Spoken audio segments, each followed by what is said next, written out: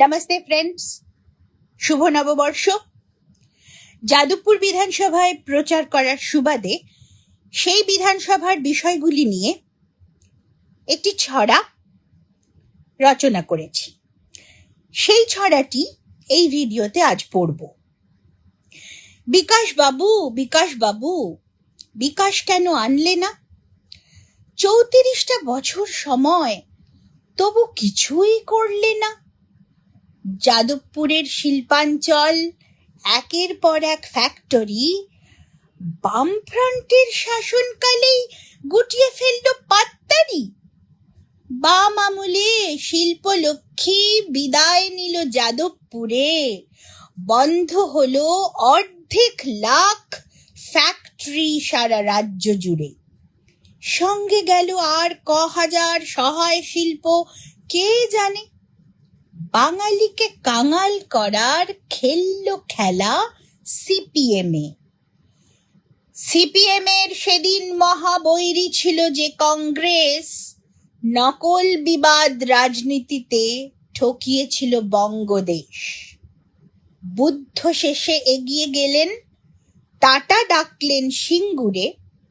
অশোক তখন মিত্রমশাই বেঁকে বসলেন গোঁ ধরে। অশোক মিত্র সিপিএমের সঙ্গ দিলেন মমতার। শিল্পহারা বঙ্গে তখন বুদ্ধ বাবুর হলোই হার।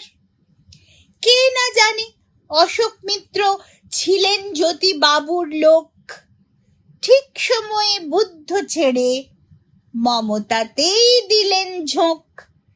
সেই বামেদের হার মাদ্রায় আজ যেখানে তৃণমূলে, এখন তবে বিকাশ বাবু ভোট চাইছেন কোন ছলে? আরও আছে দুইটি কথা। অভয়ার ওই মামলাতে হঠাৎ কেন ছাড়লো বিকাশ তার মা বাপের হাতটিকে? বৃন্দা গ্রোভার প্রো বোনো কেস নিয়ে শেষে করলো কি? আস্তে করে শিকে তুলে দিল উক্ত মামলাটি। ভাবছো তুমি মোটেই লোকে বোঝে না এই চালাকি? তারপরেতেও যাদবপুর দেবে তোমায় ভোটটা কি? বিকাশ আমরা চাইছি বলেই নামের বিকাশ চাইব না। পদ্ম ফুলের সত্যি বিকাশ এইবারে আর ছাড়ব না। তৃণমূলের গুন্ডারাজের দাওয়াই শুধু পদ্ম ফুলে। এইটি যেন ভোটের দিনে কোনো মতেই না যাই ভুলে।